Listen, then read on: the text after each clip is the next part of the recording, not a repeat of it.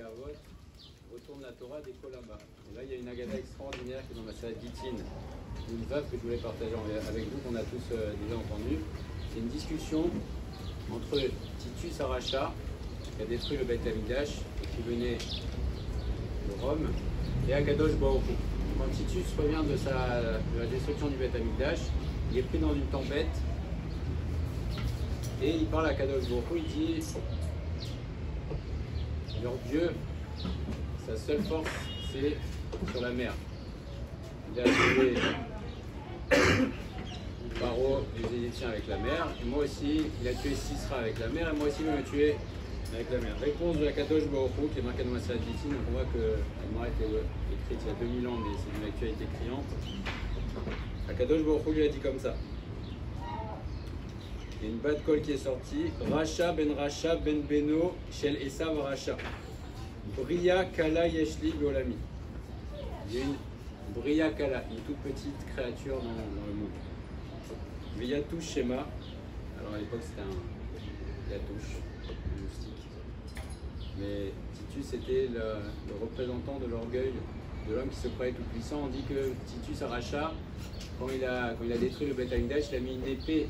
Il a transpercé, il a eu une épée dans la parochet, dans le rideau du Beit Hamikdash, et il y a eu du sang qui a coulé, il croyait qu'il avait battu Akadosh Baruch Hu. Réponse à Akadosh Baruch Hu, il a dit Bria Kala Beolami, j'ai une toute petite créature dans mon monde, et qu'a fait cette créature? Akadosh Baruch Hu lui a dit allez la Yabasha, Metase Ima Milchama.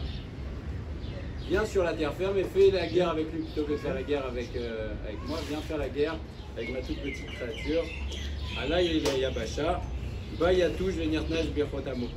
Il y a un moustique qui est rentré dans son nez, Nakar Vemofo, et qui est venu et qui a vaincu Titus. Donc on voit la Gemara qui a été écrite il y a 2000 ans à propos de Titus Aracha.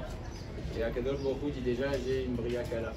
Le message bien sûr qu'il est actuel, c'est l'orgueil de l'homme. C'est Akadosh Baruch Hu remet aujourd'hui les pendules à l'heure. C'est que voilà, les systèmes, etc. Titus Aracha pensait qu'il était invincible. Il défie Akadosh Baruch Hu. Donc Akadosh Baruch Hu met les pendules à l'heure. Et Bezrat Hashem qu'il se révèle complètement des carottes.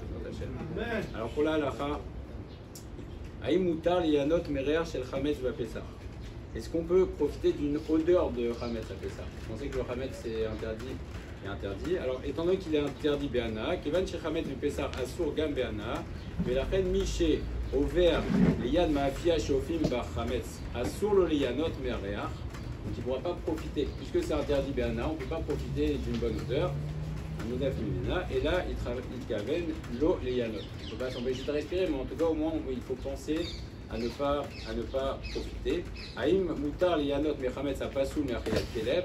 On sait qu'il y a trois statuts dans le chametz. Il y a le chametz qu'on peut manger, le chametz qui est complètement, qui n'est plus du tout comestible, qui n'est même plus raoui par les keleb. Et entre les deux, il y a le chametz noukché. Donc quelque chose qui n'est plus du tout comestible même par un chien, est-ce qu'on peut en profiter?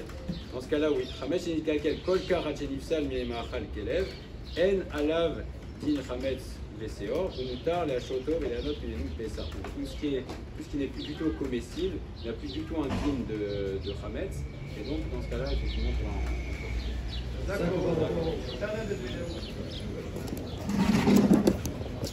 D'accord.